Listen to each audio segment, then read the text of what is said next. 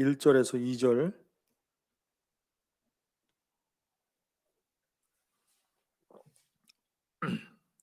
찾으셨으면 제가 1절 2절 말씀 봉독하도록 하겠습니다.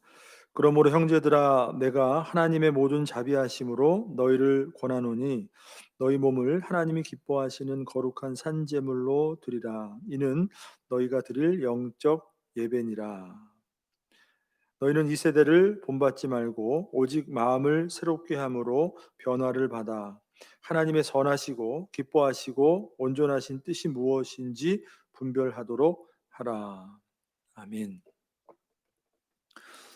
자, 여러분 오늘 같은 본문의 말씀이죠. 지난주하고 오늘 말씀은 성령 안에서 분별하는 삶이라는 제목으로 말씀을 증거하도록 하겠습니다. 자, 여러분 로마서 12장은 지난 시간에 말씀드린 것처럼 그러므로라는 이 말로 시작한다고 했죠. 자, 이렇게 시작하는 로마서 12장부터의 말씀의 내용을 보게 되면 바로 우리에게 허락된 구원을 구체적으로 살라는 권면의 내용을 가지고 있다는 것이에요. 우리가 구원받았으니 하나님으로부터 그 구원의 은혜를 얻었으니 이제는 그 허락된 구원을 삶 속에서 구체적으로 살아내라라는 것을 권면하고 있다는 것이에요.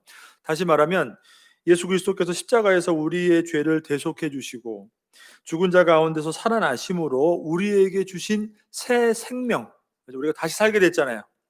이전에도 살고 지금도 살고 있지만 그런 육신적인 삶이 아니라 우리 안에 들어온 이 영적인 새 삶, 새 생명을 살 것을 우리에게 권면해주고 있다는 것이에요.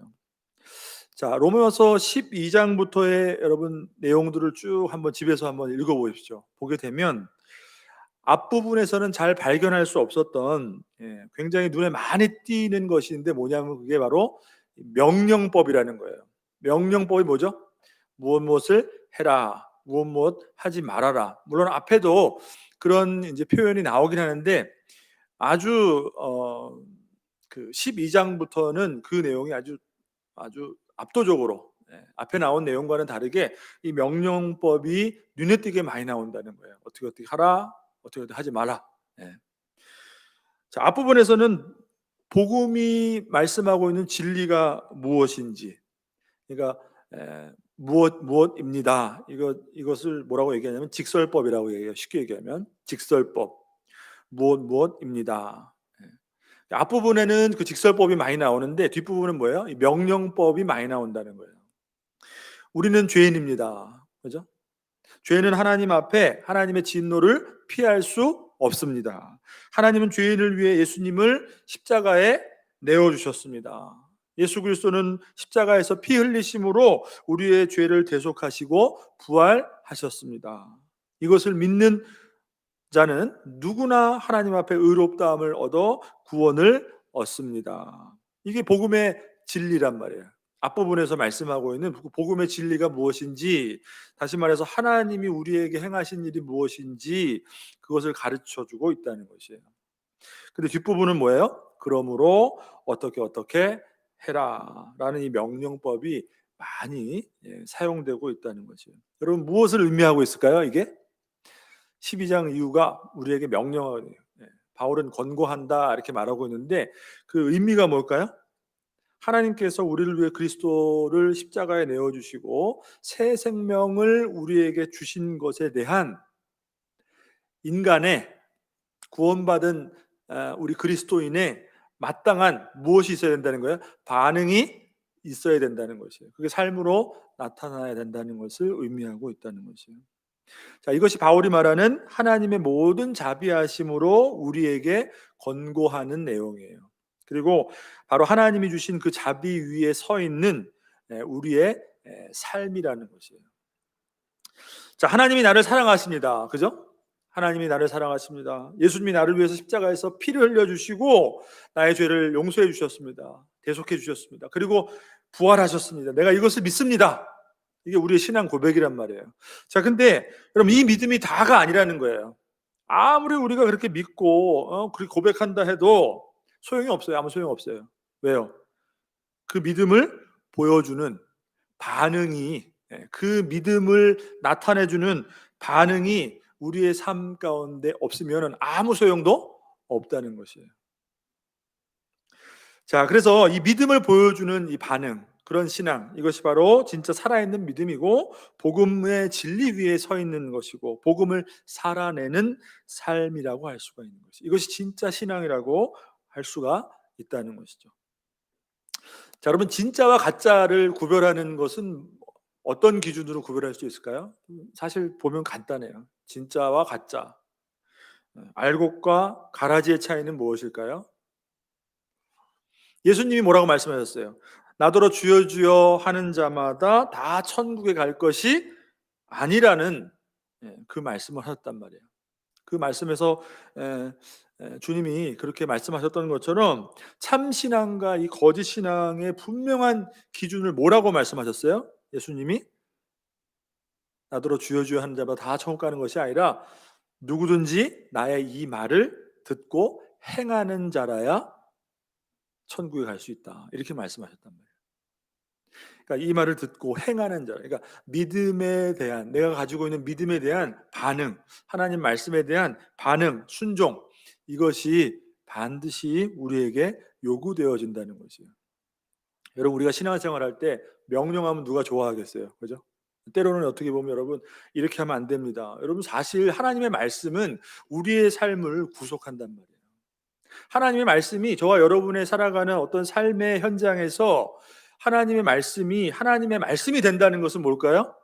하나님의 말씀이 저와 여러분에게 이렇게 하면 안 된다, 이렇게 해야 된다, 이것의 기준이 된다는 것이 하나님의 말씀이죠. 내가 아무리 믿어도 우리의 신앙생활이 내가 살아가는 어떤 삶의 어떤 방향이나 목적이나 삶의 어떤 방법이나 그것을 터치하지 못하면은 사실 그것은 온전한 신앙이라고 할 수가 없는 것이에요. 더러는 여러분, 신앙생활 하다가 이렇게 하면 안 됩니다, 어떤 신앙의 말씀의 기준에서 이것은 교회에서 잘못된 것입니다, 싫어한단 말이에요. 사실 그렇지 않아요. 하나님의 말씀이 기준이 될 때 우리는 언제든지 그 말씀에 대한 믿음의 반응으로 그 말씀대로 살아야 되는 그런 준비가 되어 있어야 된다. 그것이 바로 우리에게 주신 은혜라는 것이에요. 여러분, 믿으시기 바랍니다. 자, 그렇다면 로마서 12장 1절에서 2절, 지난주도 같은 말씀을 우리가 봤는데 1절 2절에서 주신 그 은혜에 대한 마땅한 반응으로서 우리가 살아야 할 구체적인 삶의 내용이 무엇인가, 지난 시간에 우리가 한 가지 살펴보고 이제 오늘 두 번째 내용을 보게 되는데 다시 한번 좀 정리해서 한번 복습을 할 필요가 있어요. 뭐였어요? 1절에서 말씀하신 것처럼 우리의 몸을, 저와 여러분의 몸을 어떻게 하라고요? 하나님이 기뻐하시는 거룩한 산 제물로 드리는 영적 예배를 드리는 것이다. 이게 바로 우리가 하나님께 반응해야 될 우리의 삶의 구체적인 내용이라는 것이에요. 예배당에서 드리는 예배만 다가 아니고, 그죠? 이 예배가 아니고 하나님이 보시기에 어떻다는 거예요? 우리의 삶이, 저와 여러분의 삶이 하나님의 거룩한 말씀 앞에 합해야 된다는 거예요. 하나님이 성경에 우리에게 이렇게 말씀해 주시는데 진짜로 우리의 삶이 그 하나님이 주시는 말씀하고 합해야 된다는 거예요. 오늘도 하나님 앞에 내가 살아가는 하루를 하나님이 기뻐하시는 모습으로 어떻게 해요? 온전히 드린다는 거예요. 우리의 몸을 드린다는 거, 산재물을 드린다는 거. 간단히 말하면 하나님의 말씀이 나에게 이렇게 요구하시는구나, 하나님이 우리에게 이렇게 가르쳐 주시는구나, 그러니까 우리의 삶이 그렇게 살아서는 안 되겠구나. 여러분, 이런 것이에요. 살아있는 정말 하나님이 기뻐 받으시는 영적인 예배라는 것은 이것을 하나님이 우리의 삶의 예배로 기쁘게 받아주신다는 것을 말씀하고 있다는 것이에요. 자, 여러분, 이사야서 1장을 보게 되면 하나님께서 이사야 선지자를 통해서 남유다의 타락을 경고하세요. 그러시면서 그들의 헛된 제사와 절기에 대해서 말씀해 주십니다. 자, 한번 보겠습니다. 이사야서 1장 11절에서 15절 말씀을 한번 펴보세요. 이사야서 1장, 구약성경 968면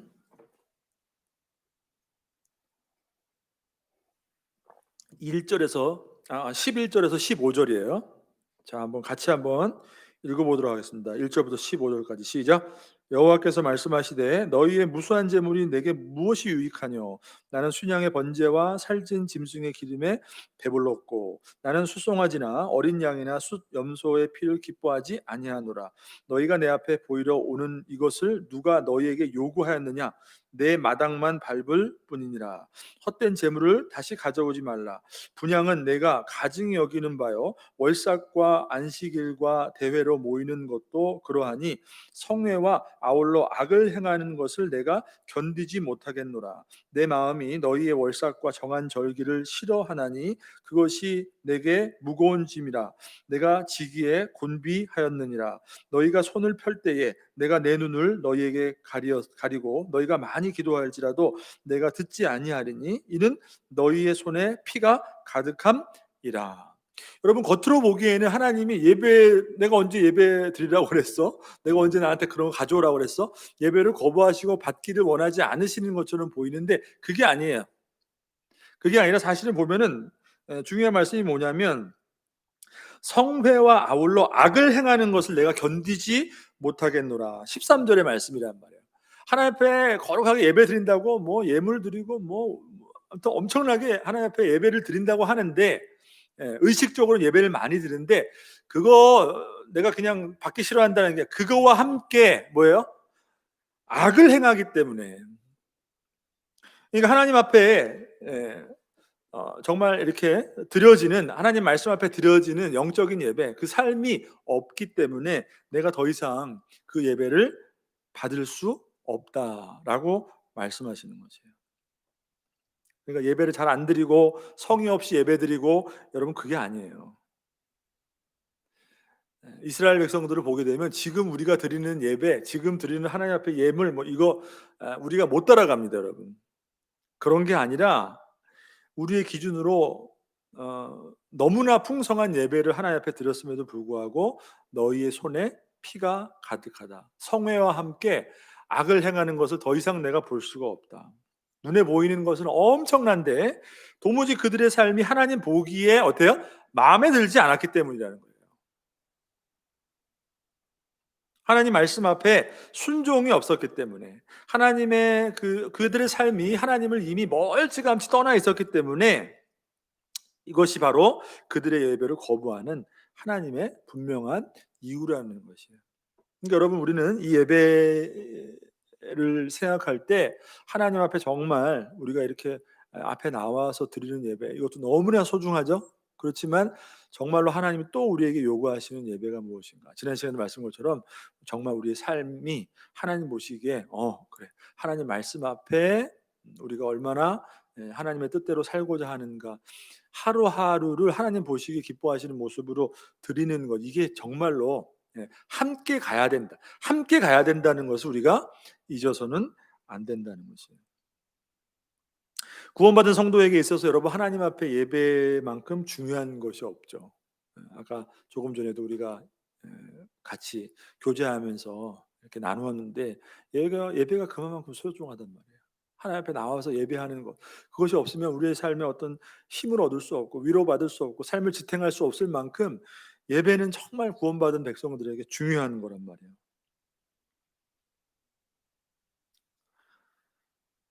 자, 그런데 그 예배는 주일날 이렇게 나와서 드리는 예배뿐만이 아니라 우리의 삶의 전체를 하나님이 고스란히 다 요구하시고 계시다는 것 이것을 우리가 잊어서는 안 된다는 거죠. 하나님이 저와 여러분의 삶을 고스란히 다 요구하신다는 것은 하나님이 어떻게 해요? 기뻐하시는 그 말씀 하나님의 말씀 앞에 순종하는 삶을 살기를 원하신다는 것이에요.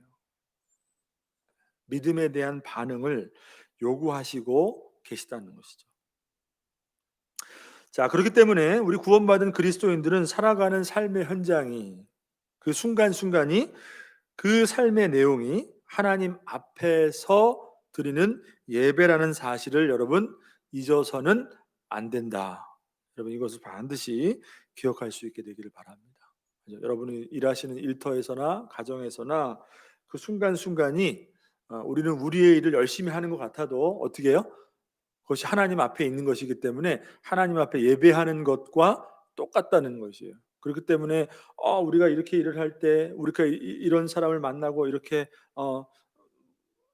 세상 속에서 살아갈 때 하나님이 우리에게 요구하시는 대로 우리가 반응하는 것, 그것이 바로 하나님이 원하시는 진짜 예배라는 것이에요. 자, 그렇다면은 이건 지난 시간에 했던 걸 우리가 복습한 거고, 두 번째, 자, 오늘 이어서 두 번째로 우리가 살펴봐야 될 구체적인 그 삶의 내용이 무엇인가, 오늘은 2절 말씀을 중심으로 한번 살펴보도록 하겠습니다. 2절 말씀 한번 같이 읽어보겠습니다. 2절 말씀 시작. 너희는 이 세대를 본받지 말고 오직 마음을 새롭게 함으로 변화를 받아 하나님의 선하시고 기뻐하시고 온전하신 뜻이 무엇인지 분별하도록 하라. 그럼 다시 한번 읽어볼까요? 다시 한번 시작. 너희는 이 세대를 본받지 말고 오직 마음을 새롭게 함으로 변화를 받아 하나님의 선하시고 기뻐하시고 온전하신 뜻이 무엇인지 분별하도록 하라. 자, 여러분 2절 말씀을 보게 되면 중요한 명령이 한 세 가지 정도 나와요. 뭐겠어요, 여러분? 동사를 보세요. 동사. 본받지 말고, 그 다음에 뭐예요? 마음을 새롭게 함으로 변화를 받아. 그 다음 또 하나 뭘까요? 마지막에 나온 분별하도록 하라. 요 세 가지가 중요한 내용이에요. 오늘 이 내용에 대해서 우리가 살펴보도록 할 거예요. 자, 이 말씀은 1절에서 하신 그 말씀, 우리의 삶 전체를 하나님이 기뻐하시는 산제물로 드려야 되는데, 그럼 어떻게 드려야 될까?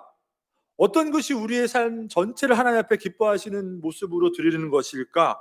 여기에 대한 구체적인 방법으로 우리에게 가르쳐 주시는 말씀이에요. 어떻게 보면 1절 명령에 대한 확장된 내용이라고 할 수가 있어요.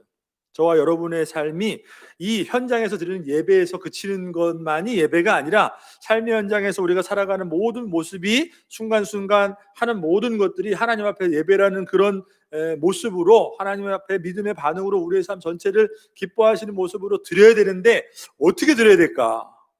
거기에 대한 구체적인 명령이라는 거예요. 그러니까 1절의 명령에 대한 아주 어떻게 보면 구체적인 확장된 내용이에요. 세 가지로 요약하면 뭐예요? 본받지 말고 무엇을? 이 세대를 본받지 말고 변화를 받아. 어떻게 변화를 받으라는 거예요? 마음을 새롭게 함으로 변화를 받아. 그 다음에 분별하라. 무엇을 분별해요?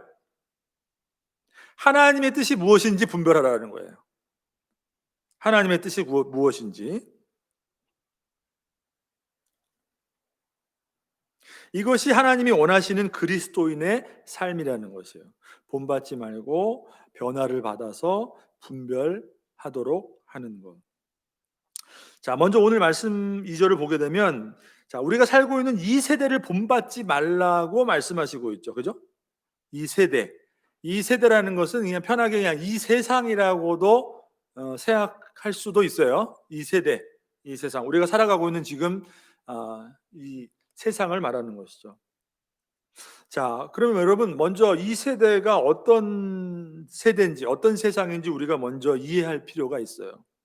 성경이 뭐라고 말씀하시는가? 그죠? 여러분 우리가 살아가고 있는 이 세상 어떤 세상입니까? 살기 좋은 세상입니까? 너무나도 편한 세상입니까? 그런 거 말고 영적으로 성경이 이 세상에 대해서 무엇이라고 말씀하고 있는가? 자, 갈라디아서 1장 4절을 보시면 신약 성경 갈라디아서 1장 4절을 보시면 찾아보세요. 갈라디아서 1장 4절. 자, 제가 읽어드리겠습니다. 그리스도께서 하나님 곧 우리 아버지의 뜻을 따라 이 악한 세대에서 우리를 건지시려고 우리 죄를 대속하기 위하여 자기 몸을 주셨으니. 아멘. 자, 뭐라고 말씀하세요? 그리스도께서 우리의 죄를 십자가에서 대속해 주신 이유가 무엇이라고 말씀하고 있어요? 우리를 죄 가운데서 건져주시기 위함인데, 그것은 곧 뭐냐면 죄와 사망의 권세가 사로잡고 있는 이 세상의 악으로부터, 이 세상의 죄로부터 우리를 건지시기 위함이라는 것이에요. 어디로부터 우리를 구원하신 것이에요? 죄로부터. 다른 말로 얘기하면 이 세상으로부터 우리를 구원하셨다는 것, 건지셨다는 것이에요. 그러니까 이 세상이라는 건 성경이 말하고 있는 것은 그냥 우리가 너무나 살기 편한 세상, 과학이 발달한 세상, 뭐 이런 세상이 아니라 영적으로 보면 어떤 세상이에요? 아직도 죄 가운데 있는 하나님의 구원이 필요한 세상이라는 것이에요. 자, 우리가 구원받은 그리스도인이 되었다는 것에 대한 아주 중요한 정체성에 대해서 성경이 무엇이라고 말씀하고 있는가를 우리가 알 수가 있어요. 뭐예요? 우리의 정체성은 뭐예요? 우리가 구원받았다는 것은, 그리스도인이 되었다는 것은 우리가 세상을 살고 있어요. 세상에서 일하고 있어요. 직장 생활하고 있어요. 우리 아이들도 세상에서 자라나고 있어요. 그런데 그렇게 세상에서 살아가고 있지만, 이 세대를 살아가고 있지만 우리의 정체성은 이 세상에 속한 사람들이 아니구나라는 것을 말씀해 주고 있는 거예요. 왜요? 그리스도께서 우리 위해 십자가에서 못 박히셔서 피 흘리신 이유가 세상으로부터 우리를 건지시기 위함이라는 거예요. 그러니까 우리의 아주 중요한 정체성은 이 세상에 살고 있지만, 이 세대 가운데 우리가 살아가고 있지만 우리는 이 세대 가운데 속하지 않은 존재이구나. 이 세대로부터 구별된 존재라는 것을 성경이 말씀하고 있어요. 그렇기 때문에 이것이 바로 우리가 이 세대를 함께 살아가면서도 이 세대를 본받지 말아야 하는 가장 근본적인 이유인 것이에요. 우리가 이 세상을 살아가고 있지만 이 세상에 속한 자들이 아니기 때문에 세상을 살아가면서도 세상을 쫓지 말아야 된다고 말씀하고 있다는 것이에요. 여러분, 이 세대는 본질적으로 악한 것입니다. 이 세상은 본질적으로, 영적으로는 악한 것이에요. 뭔가 약간 부정적으로 들릴지 모르겠어요. 어떤 인간적인 마음으로 생각하면 너무 부정적으로 말하는 것 같아요. 그렇지만 성경이 그렇게 우리에게 말씀하지 않아요. 정말 세상이 선한 것이라면 그래도 세상이 좋은 것이지, 살만하지. 예. 세상이 선한 것이라면 하나님의 구원이 뭐가 필요가 있었겠어요? 그죠? 왜 성경이 세상으로부터 우리를 건지셨다고 말씀하고 있냐는 거예요. 영적으로, 본질적으로 세상은 악한 것이에요. 세상은 본질적으로 하나님을 떠나서 하나님의 진노 아래에 있다고 말씀하고 있습니다. 그렇기 때문에 여러분, 어느 시대이든지 우리가 어떤 시대에 살아가더라도 그 세대를 지배하고 있는 여러 가지 우리 주변을 둘러싸고 있는 이 세상의 어떤 제도라던가 어떤 사상이라던가 가치관이라던가 가르침이라던가 그 세대의 주류가 된 어떤 정신이라던가 이런 모든 것은 여러분 본질적으로 하나님을 떠난 세상의 지배 아래에 있다는 것을 우리가 잊으면 안 된다는 거예요.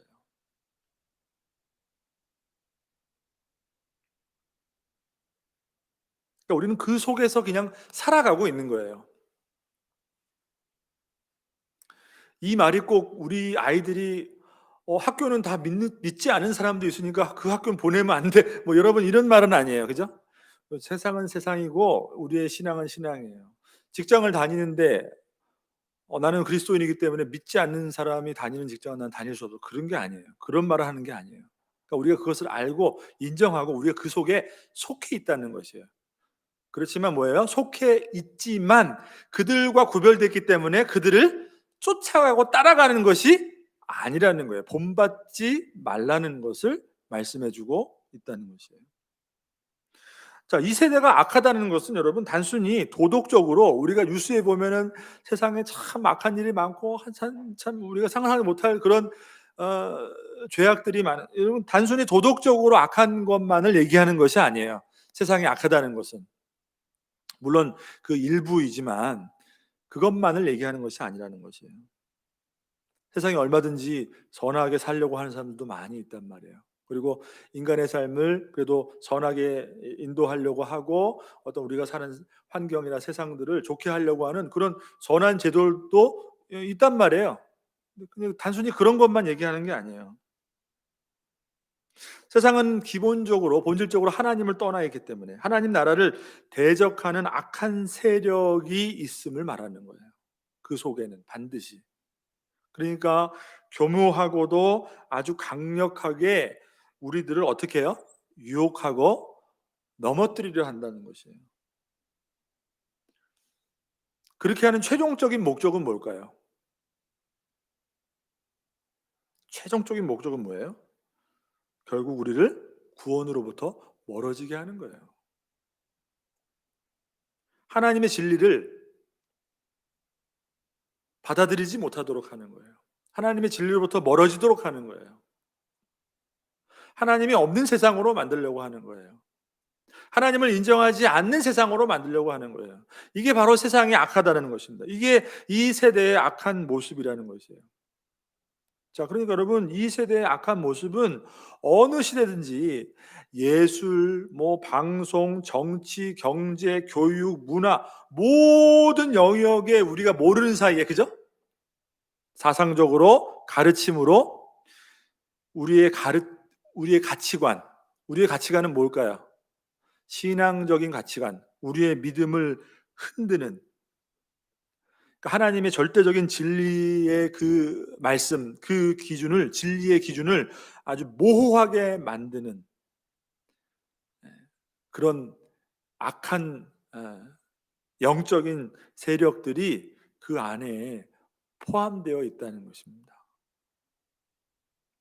그래서 영원한 생명의 가치가 썩어 없어질 이 눈앞에 있는 세상에 대한 가치보다 더 못한 것처럼 그것과 맞바꾸도록 우리를 유혹한다는 것이에요. 여러분, 우리가 맨날 모여서 교회에서 예배만 드리고 말씀만 나누고 그냥 우리가 이렇게만 있으면은 잘 모르겠는데, 여러분 밖에 나가잖아요. 세상에 나가잖아요. 그죠? 믿지 않는 사람 만나잖아요. 믿지 않는 직장에서 우리가 일하잖아요. 그럼 거기에 따라야 되는 어떤 모든 어떤 제도나 어떤 그 가르침이나 어떤 정신이나 모든 것들이 물론 우리에게 유익한 것들도 있겠지만 또 자세히 보게 되면 그렇지 않다는 거. 이 세상이 참 악하다는 것을 우리가 알아야 된다는 거예요. 그러니까 무작정 따라가면 안 된다는 것이에요. 간단한 예로 학교에서는 여러분 아이들에게 어떻게 가르칩니까? 세상은 창조됐다고 가르쳐요?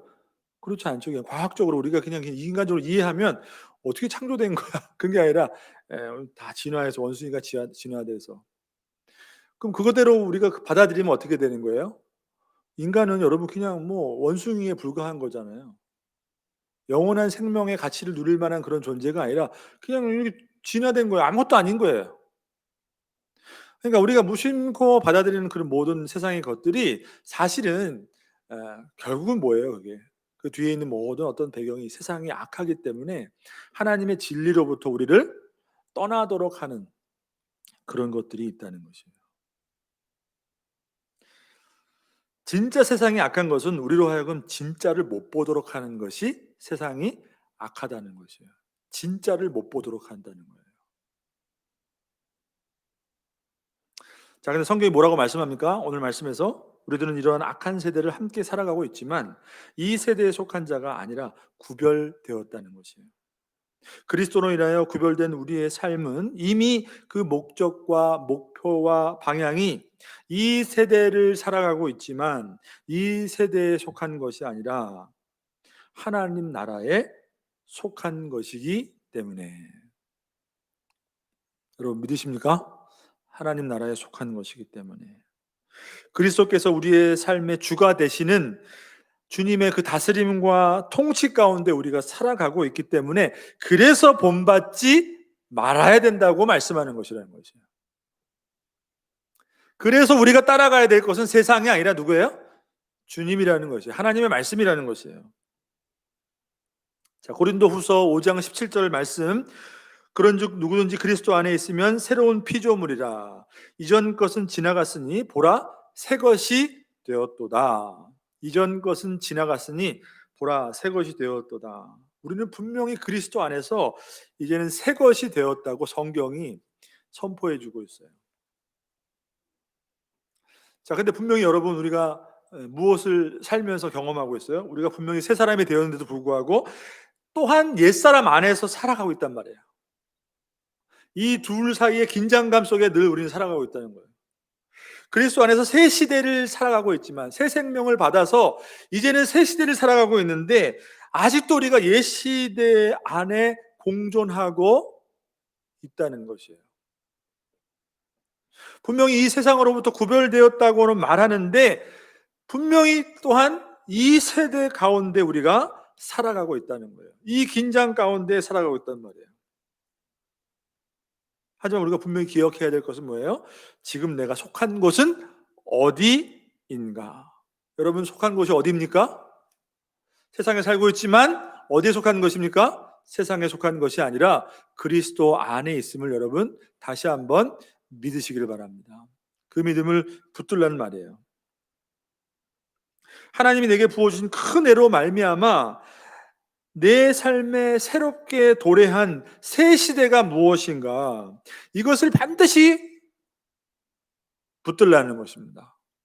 그래서 우리의 삶의 목적과 방향과 그리고 그것을 이루어내기 위한 방법이 신앙이라는 기준 안에 있다는 것을 반드시 기억해야 된다. 그래서 이것이 이 세대를 살아가지만 이 세대를 본받지 않는 우리 삶의 기준이 된다는 것이에요. 여러분, 잠언 26장에 보면은 뭐라고 말씀하시는지 아세요? 개가 그 토한 것을 도로 먹는 것 같이 미련한 자는 그 미련한 것을 거듭 행하느니라. 개가 여러분 자기가 토한 것을 또 먹을 건 줄 알고 또 먹는단 말이에요. 더러운데 얼마나 미련해요. 그것과 똑같다는 거예요. 우리에게 이미 지금 이 세대를 살아가고 있는 우리들이지만 이미 옛 시대는 끝났고 이제 새로운 시대를 우리가 살아가야 되는데, 개가 토한 거 다시 주워 먹는 것처럼 미련하게도 내가 이전에 했던 그 삶을 다시 다시 돌아간다. 다시 세상을 따라간다는 거예요. 그렇게 하지 말라라는 거예요. 그렇기 때문에 그렇게 하지 않고 세상을 따라가지 않고 세상을 본받지 않을 때에 우리가 비로소 어떤 삶을 살 수가 있어요? 하나님 앞에 정말 우리의 삶을 하나님이 기뻐하시는 모습으로 하나님 앞에 다 드릴 수 있다는 거예요. 우리가 엉뚱한 데 따라가면 그렇게 할 수 있어요? 없어요? 못한다는 것이죠. 자, 여러분, 그렇기 때문에 우리 그리스도인에게 있어서 이 신앙적 가치, 신앙적 기준보다 더 중요한 것은 없어요. 더 앞서는 것은 없어요. 더 우리가 심각하게 고려해야 될 것이 없다는 거예요. 어떤 세상의 가르침, 어떤 세상의 기준보다 항상 앞서는 것은 뭐예요? 하나님의 말씀이 우리의 기준이 된다는 것. 여러분, 아무리 합리적이고 아무리 가치 있어 보이고 아무리 시기적절한 것 같아도, 아무리 그것이 우리의 삶에 지대한 영향을 미친다 할지라도, 그래서 모든 사람이 다 그쪽을 따라간다 하더라도 어떻게 하라는 거예요? 거기 따라가지 말고 하나님 따라가라. 하나님 말씀 따라가라.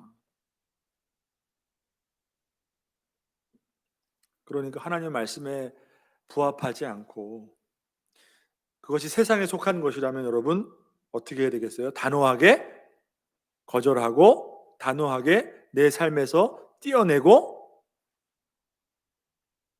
그것이 바로 하나님 앞에 우리의 삶을 구체적으로 드리는 삶의 모습인 것을 여러분 우리가 이 말씀을 통해서 기억하기를 주님의 이름으로 축복합니다.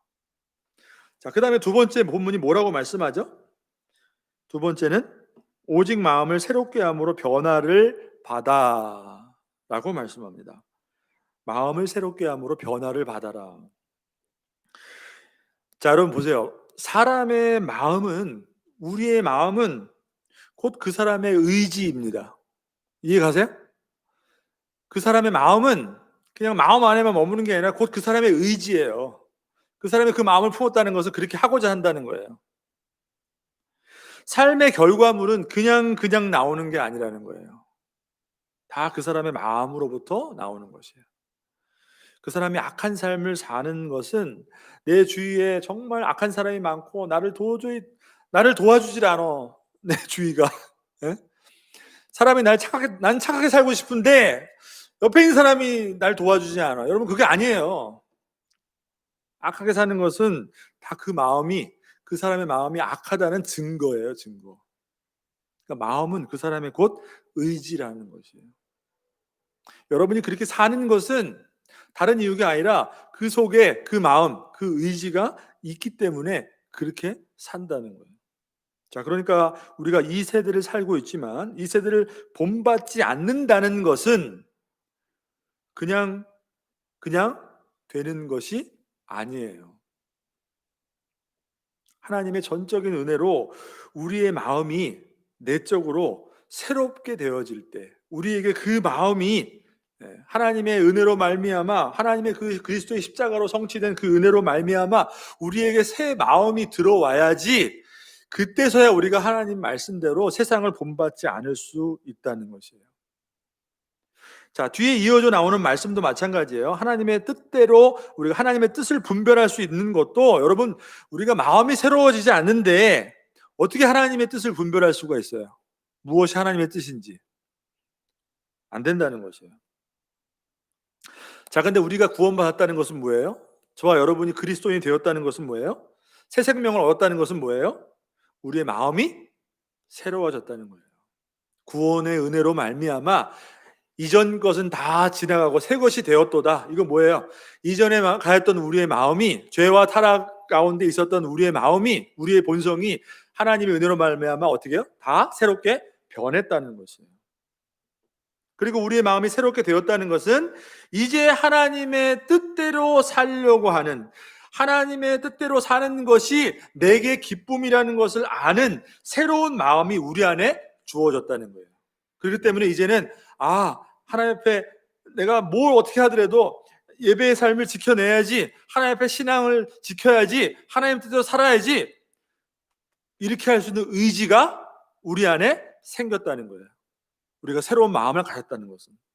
여러분, 이게 얼마나 놀라운 은혜입니까? 전혀 새로운 삶을 살 수 있는 새로운 마음을 하나님이 저와 여러분에게 부어 주셨다는 것입니다. 아멘이십니까? 그러니까 여러분, 우리의 마음으로는 이렇게 못하는 거예요. 우리의 마음은 어떻게 해요? 하나님이 원하시는 반대로 가는 게 우리의 마음이에요. 우리의 본성이에요. 그러니까 우리가 이렇게 할 수 있는 것은 뭐예요? 내가 하는 게 아니라 하나님 우리에게 새로운 마음을 부어 주셨기 때문에. 로마서 1장 28절을 보게 되면 하나님을 떠나 있는, 하나님의 진노 아래에 있는 이 세상의 상태를 뭐라고 말씀하느냐, 인간의 상태를 뭐라고 말씀하느냐, 로마서 1장 28절 보시면 상실한 마음이라고 그렇게 표현하고 있어요. 상실한 마음. 상실한 마음.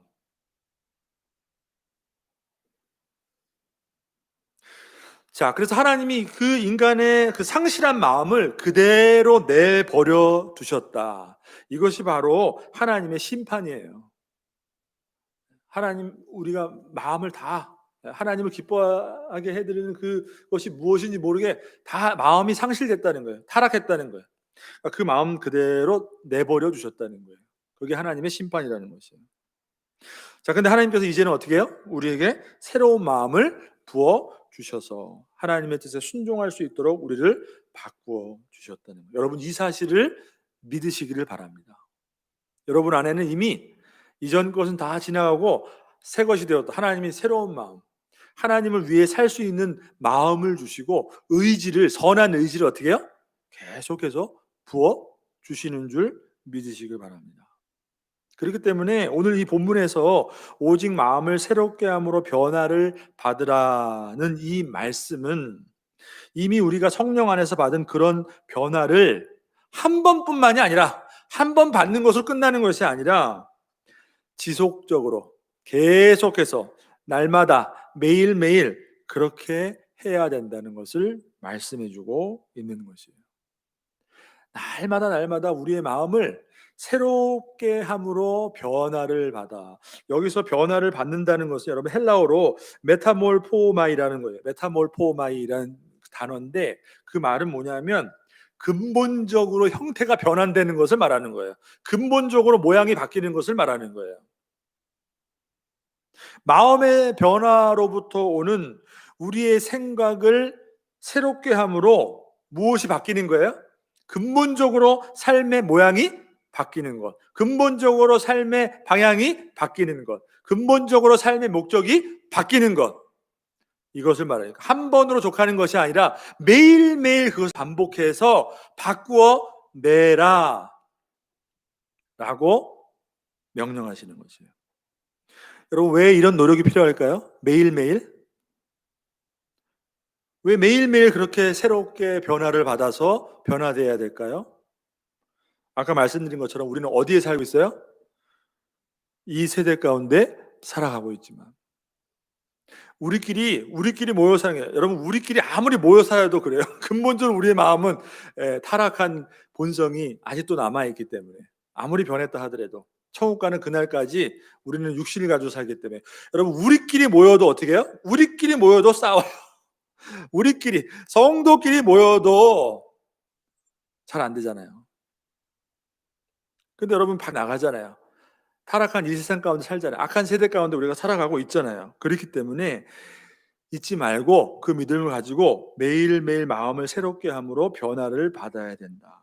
그래서 구원받은 하나님의 백성으로서 세상이라는 이 한복판에서 살아가다 보면 우리를 힘들게 하고 또 좌절하게 하고 신앙을 지키고 살아가는 삶이 얼마나 지치고 우리를 힘들게 만드는지, 때로는 미련하고 어리석게 보일 만큼 내가 왜 이렇게 신앙을 가지고 살아야 되는가, 세상이 주는 강력한 유혹이 오히려 더 가치 있게 보이게 되기 때문에, 그래서 세상을 따라가기 때문에 세상이 더 마음에 들어 보이기 때문에, 그렇게 되면 어떻게 돼요? 어느새 우리가 그렇게 살아간단 말이에요.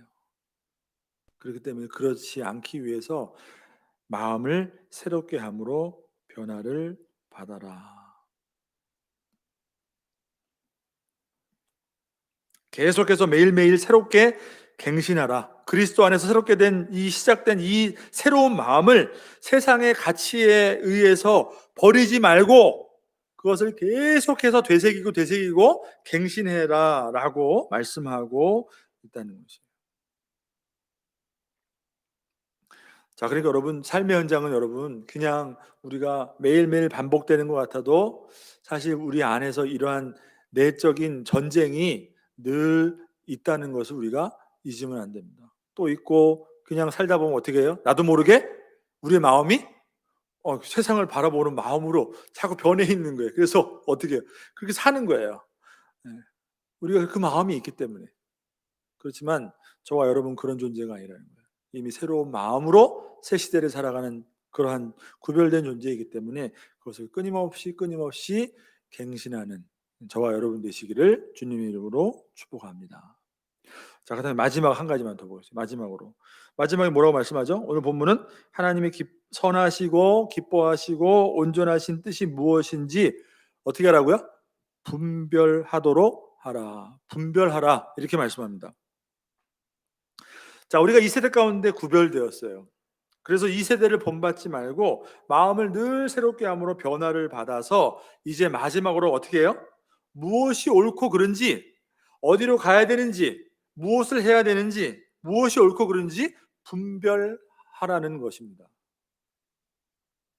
이렇게 분별할 때 우리의 삶을 하나님이 기뻐하시는 산 제물로 하나님 앞에 드릴 수 있게 된다는 것이죠.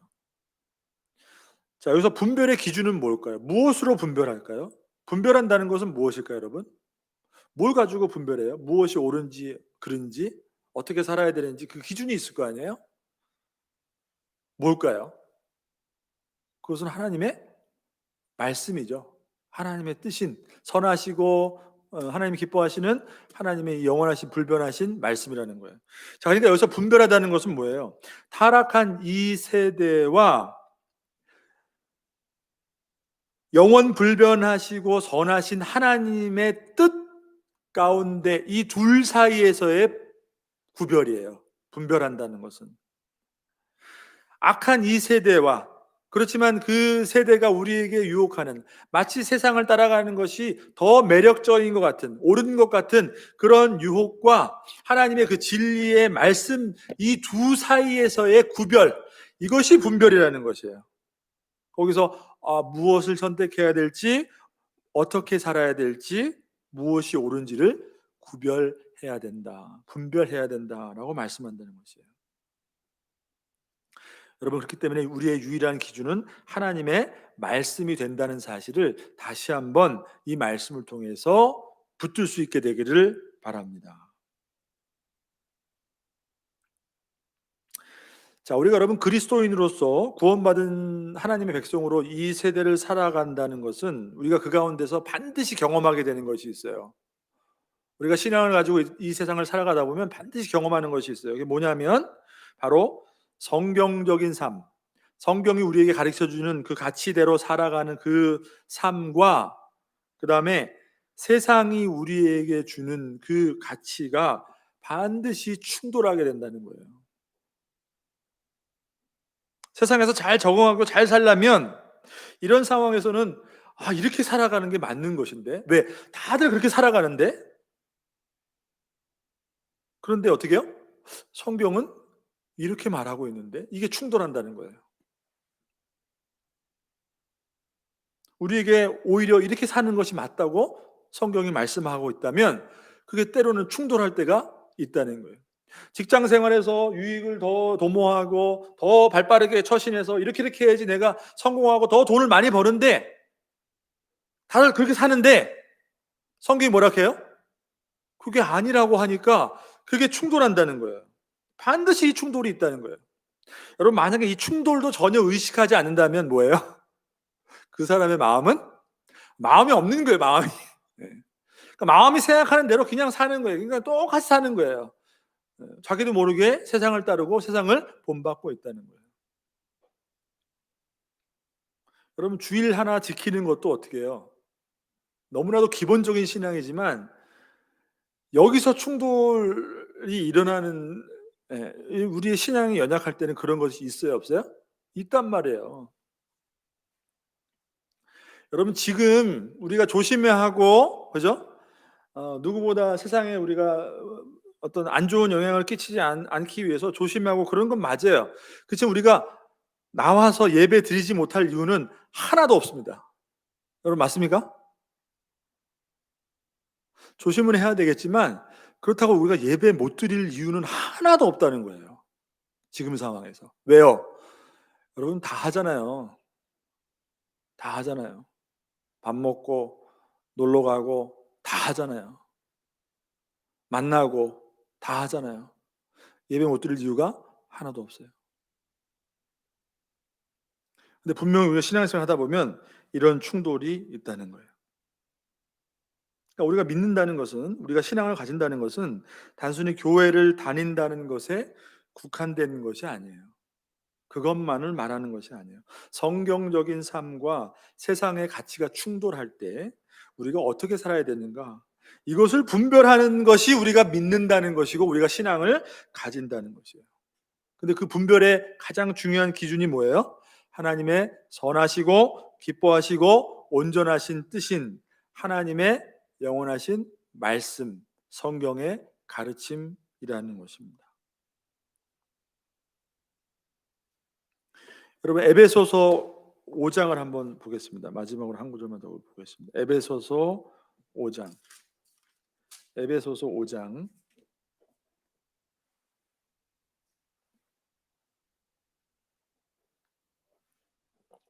16절에서 18절. 16절에서 18절. 에베소서 5장 16절, 17절, 18절 같이 읽습니다. 시작. 세월을 아끼라. 때가 악하니라. 그러므로 어리석은 자가 되지 말고 오직 주의 뜻이 무엇인가 이해하라. 술 취하지 말라. 이는 방탕한 것이니 오직 성령으로 충만함을 받으라. 아멘. 여기서도 말씀하죠. 세월이 악하다. 그렇기 때문에 세월을 아끼라. 때가 악하니라. 세월을 아끼라. 여러분, 세월을 아낀다는 것이 과연 무슨 의미예요? 어떻게 세월을 우리가 아낄 수가 있어요? 어떻게 세월을 돈을 아끼라는 말은 돈을 쓰지 말라는 건데 세월을 아끼라는 것은 뭐 살지 말라는 것도 아니고 어떻게 하면 세월을 아끼는 것이에요? 무슨 의미일까요? 우리가 살아가는데 그 살아가는 우리의 삶을 더 이상 쓸데없이 허비하지 말고 하나님이 우리에게 주신 기회로서 우리의 삶을 선용하라는 거예요. 잘 사용하라는 거예요. 그게 아끼라는 말이에요. 세상이 악하기 때문에 너희는 그 세상을 본받고 따르고 이 세대가 주는 그 상황이 주는 가치에 타협하고 손잡고 순응하고 악한 데 휩쓸리고 죄에게 우리의 몸을 드리는 것이 아니라 하나님의 뜻을 따르는 삶을 사는데 더 우리의 삶을 드리기에 힘쓰라는 것이에요. 예배의 삶에 더 힘쓰라는 것이에요. 너희가 하나님의 큰 은혜로 받게 된 이 구원이라는 영광스러운 기회를 그냥 사는 것으로 보내지 말고 그 기회를 잘 선용하라는 거예요. 그게 세월을 아끼라는 것이에요. 왜요? 세상이 악하기 때문에, 때가 악하기 때문에 그거 잘 이용하지 않으면 우리도 모르게 어떻게 해요? 쓸데없는 시간으로 다 잘못 사용한다는 거예요. 세상을 따라가는 삶으로. 세상과 똑같이 동화되기 때문에 그렇게 어리석은 자가 되지 말고 항상 주의 뜻이 무엇인지 이 본문에선 이해하라고 그랬죠. 이해하라. 무슨 말이겠어요? 분별하라는 건 똑같죠. 하나님의 말씀이 나에게 무엇이라고 말씀하는지, 어떻게 살아라고 말씀하는지 그거를 잘 이해해서 그 이해한 대로 그렇게 살아야 된다라고 말씀하는 것이에요. 세상과 하나님 말씀 사이에 무엇이 맞는지 분별하라. 자, 그러니까 우리가 구원받았다는 것은 그저 입만으로 마음만으로 믿는 것이 아니에요. 우리가 믿습니다. 마음만으로 입만으로 하는 것이 아니라 여러분 아직도 아쉬운 것은 한국교회의 이런 부분이 좀 아쉬운 것이에요. 우리가 열심히 믿고 어떤 뜨거운 신앙을 가지고 있는 것 같은데 이상하게도 그 신앙이 우리가 살아가는 어떤 삶의 가치관에는 절대로 손을 못 댄다는 것이에요. 내가 뜨겁게 믿고 하나님을 뜨겁게 사랑하는 것 같고 그래서 막 뜨겁게 하나님 앞에 막 기도하는 것 같은데 우리가 실제로 살아가는 어떤 방법이라든가 어떤 삶의 어떤 가치관의 그 부분에 있어서는 하나님의 말씀도 그 사람의 삶을 어떻게 해요? 손을 못 댄다는 거예요. 그런 여러분 목사가 그렇게 하면 안 됩니다. 이게 통하겠습니까, 여러분?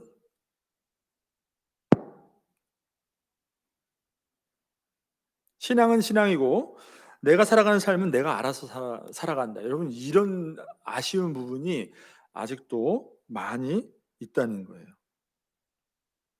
여러분 구원은 그런 것이 아닙니다. 구원은 구원받은 사람의 그 전인격적인 인생관, 그죠? 가치관에 있어서 변화를 의미하는 거예요. 구원이라는 것은. 내가 이전에는 이런 가치관으로 내 인생관으로 살았는데 구원받았기 때문에 그 인생관과 가치관이 다 말씀 안에서 변화되는 것을 말하는 것이에요.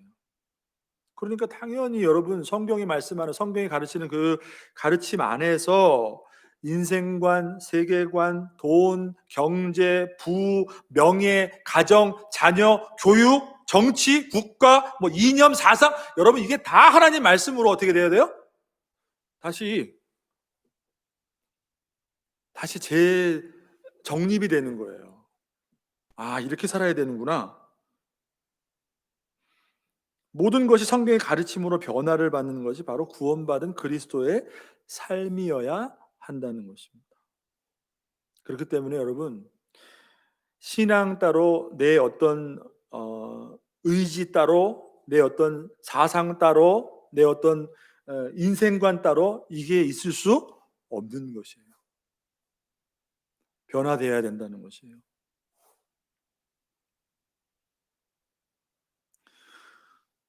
그러니까 세상이 뭐라 해도 세상이 어떻다 하더라도 여러분 성경이 가르치지 않으면 따르지 않는 것.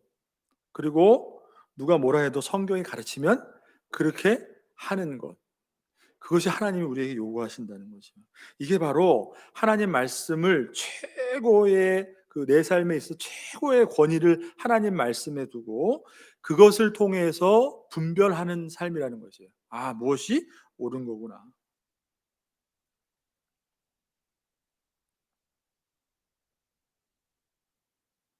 이것이 여러분, 이 세 가지가 여러분 오늘 말씀을 통해서 우리가 반드시 기억해야 될, 이 세대를 본받지 말고, 그 다음에 하나님이 우리에게 주신 새 마음을 버리지 말고 날마다 그 마음을 새롭게 함으로 하나님을 향하는 삶으로 변화되는 것, 그리고 그렇게 하기 위해서 여러분의 삶에서 그 기준이 다른 어떤 것이 아니라 하나님 말씀이 기준이 되게 하는 것. 이 세 가지를 통해서 하나님이 정말 기뻐하시는 삶으로 우리의 삶을 하나님 앞에 온전히 드릴 수 있다는 것입니다.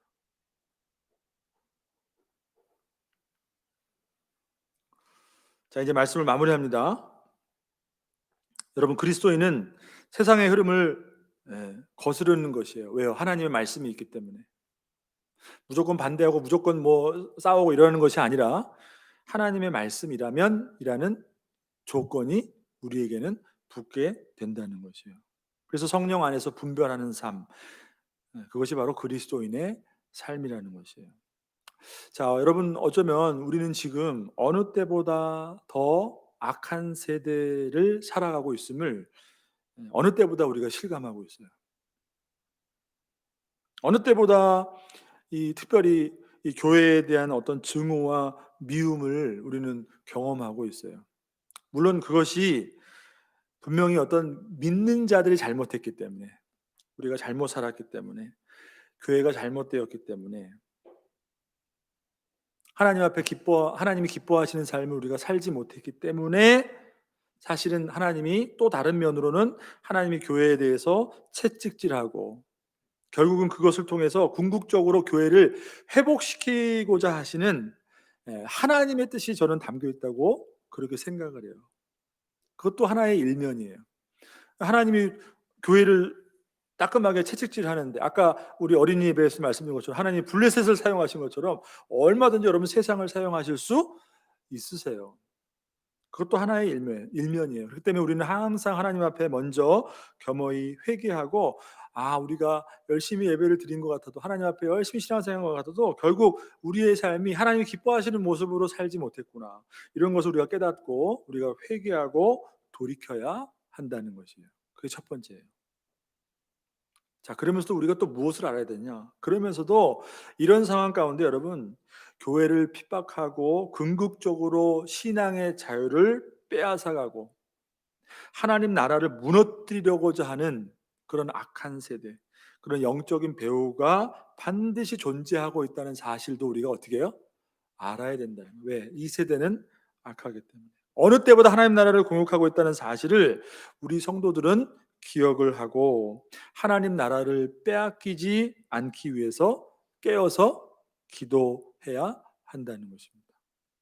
그리고 기도한다는 것으로 다 되는 것이 아니라 오늘 말씀이 우리에게 교훈한 것처럼 뭐예요? 우리가 분별하며 살아야 된다는 것이에요.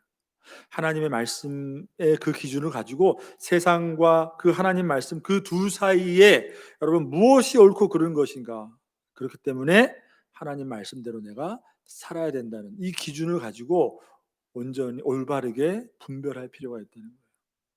여러분, 그렇게 분별하면 어떻게 될까요? 우리가 하나님 말씀대로 정작 분별하며 살면 어떻게 될까요? 사실 여러분, 아까 말씀드렸잖아요. 구원이라는 것은 이 세상으로부터 우리를 건진 것이라고, 악한 세대로부터 우리를 건진 것이라고. 그렇기 때문에 여러분, 정말로 우리가 하나님 말씀 기준으로 분별해서 신앙의 길로 올바른 하나님이 기뻐하시는 모습을 살게 되면 사실은 세상이 우리를 미워한다는 거예요.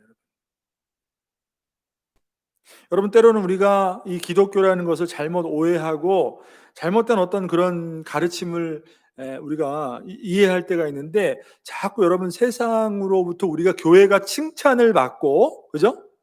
세상으로부터 참 어떤 모범이 되고, 물론 맞아요, 여러분. 세상으로부터 욕을 들을 필요 없어요. 예? 그건 당연히 잘못해서 도덕적으로 잘못 어떤 삶을 살거나 어떤 세상으로부터 지탄받을 일을 해서 칭찬을 받지 못하고 욕을 얻고 이래서는 안 돼요. 그렇지만 교회의 이미지가 세상으로부터 칭찬받고 미움받지 않고 어떤 세상으로부터 어떤 그 모범이 되고, 여러분 그거 아닙니다. 정말로 우리가 특별히 이 악한 세대를 살아가는 지금 이때에 우리가 하나님 말씀대로 더 분별해서 살아가고자 한다면 사실은 여러분 세상으로부터 미움을 받는 것이 맞아요. 내가 하나님 뜻대로 살고자 세상은 이렇게 요구하는데 아니야 하나님 말씀대로 난 살아야 돼. 그러면 여러분 누가 좋아합니까? 거기에 대한 잘못된 오해를 가지면 안 된다는 것이에요. 예수님도 분명히 말씀하셨어요. 세상이 너희를 미워하면 너희를 미워하는 것보다 먼저 누구를 미워했다고요? 예수님을 미워했다는 거예요. 세상이 너희를 만약에 미워한다면 세상이 나를 먼저 미워했다는 것을 알아라 라고 말씀하셨어요. 근데 세상이 너희를 미워한다는 것은 뭐예요? 너희가 만약에 세상에 속했다면 세상이 자기의 것을 사랑하기 때문에 너희를 미워하지 않는다는 거예요. 근데 세상이 너희를 미워한다면 뭐예요? 너희는 세상에 속한 자가 아니요 내가 오히려 너희를 택하였기 때문에 세상이 너희를 미워하는 줄 알아라. 이 말씀이 곧 뭐겠어요, 여러분? 우리가 정말로 하나님 말씀의 그 기준대로 세상과 하나님 말씀 그 사이에서 분별하여서 구별하여서 우리가 믿음의 삶을 우리가 선택하고 그렇게 살아간다면 여러분 교회는 성도는 절대로 세상에서 좋은 이미지로 남는 그런 존재가 아니라는 것이에요. 그런 정체성이 아니라는 것이에요. 여러분 어느 때보다 여러분 옳고 그름을 분별해야 될 시대를 우리는 살아가고 있어요. 많은 가치관이 충돌한단 말이에요. 누구는 이것이 옳다 하고 교회를 바라보는 시선도 누구는 이게 맞다 하고 누구는 이게 옳다 하고 너무나 많은 가치관이 충돌하는 시대를 살아가고 있단 말이에요. 거기서 여러분 흔들리지 않으려면 어떻게 해요? 하나님의 말씀. 그것이 기준이 되어서 새 사람을 입었으니 이는 자기를 창조하신 이의 형상을 따라 지식에까지 새롭게 하심을 입은 자니라. 지식에까지. 그러니까 우리가 아는 모든 세상을 바라보고 이 만물을 바라보는 이 지식이 하나님 안에서 다 예수 그리스도 안에까지 자라는 그러니까 모든 것이 다 변해야 된다는 거예요. 그 기준을 가지고 살아가는. 여러분 안타깝게도 여러분 요즘에는 어떻게 교회가 너무나 혐오를 받기 때문에 어떤 분들은 정말 교회 다니는 분이라면 직장에서 그런 것도 있대요, 실제로. 그리고 뭐 세상 사람들이 교회를 뭐 이렇게 한다니까 뭔가 자기 스스로 이 세상을 이 믿음이라는 게 뭔가 교회 다니는 게 뭔가 난 그래서 교회 다니는 게 참 괴롭다. 그래서 떠난다. 여러분 이건 정말 잘못된 것이에요. 그래서 왜 교회를 떠납니까? 더 올바른 것을 더 배우고 더 교회에 붙어 있어야지. 우리 안에는 여러분 교회를 바로 바라보는 비판된 시선이 필요하기도 하지만 그 속에는 여러분 교묘하게 교회를 파괴하려는 악한 세력도 있다는 것을 반드시 구별해야 돼요. 그래서 여러분 이 마지막 때에 하나님을 모른다 하지 않고 하나님을 부끄러워하지 않는 그런 삶을 살아갈 수 있는 이 시대를 분별하고 하나님의 말씀을 통하여서 무엇이 옳고 그른 것인가 하나님 앞에 하나님이 기뻐하시는 삶으로 우리의 삶을 다 드릴 수 있는 그래서 나에게 불이익이 찾아오더라도 때로는 핍박이 찾아오더라도 그죠? 세상이 우리를 욕하더라도 하나님의 말씀대로 살아갈 수 있는 그런 저와 여러분 되시기를 주님의 이름으로 축복합니다. 기도하겠습니다.